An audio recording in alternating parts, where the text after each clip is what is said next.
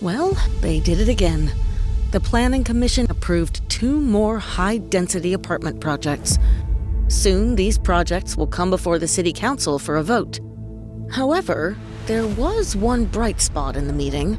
Our new commissioner, Ms. Kaminsky, challenged one developer to explain some of his implausible proposals. Take a listen. The challenge we have is that we've got a condition or a stipulation number 5, which references attachment number 6, which we don't have. So first she highlights the fact that the application includes a blank contract. Next, she questions the specifics of the gray water system, and the answers are astounding. The gray water processing system constructed to save millions of gallons of water, is that in the deal? Eliminating the outdoor irrigation system, that is nowhere in writing. We need to work with the water department and kind of further vet this concept. I know there are some concerns, as Mr. Berry mentioned, regarding how that's going to work and stuff, and it's probably a little premature to have a set thing as far as that, because there is some concerns, as I understand, from the Water Resources Department about how that will work and stuff. So my recommendation would be, if you want something, it would be a suggestion that be considered rather than an actual stipulation. So how can a developer present to the Planning Commission and the DR Board a plan for a gray water system that, 1, isn't in writing, and 2, is a concept that the City Water Resources Department says has credibility issues?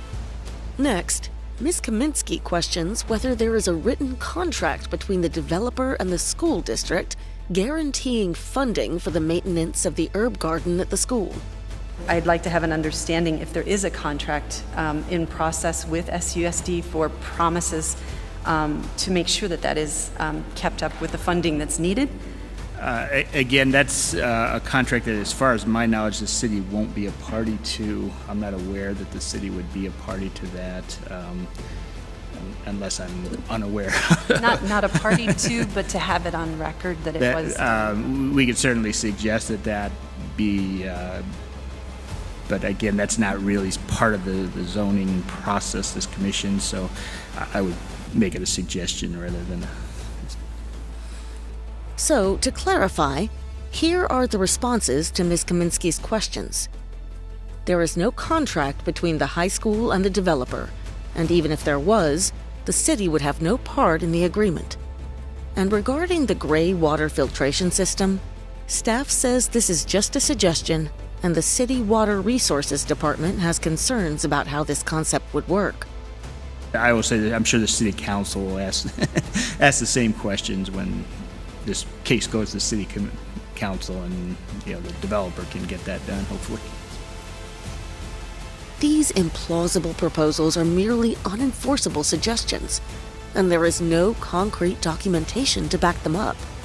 Now the question is, will the City Council vote to approve this application that has obvious flaws and misrepresentations? If you want to help stop the apartments, you can sign up at protectscottsdale.com. And you can send an email to citycouncil@scottsdaleaz.gov.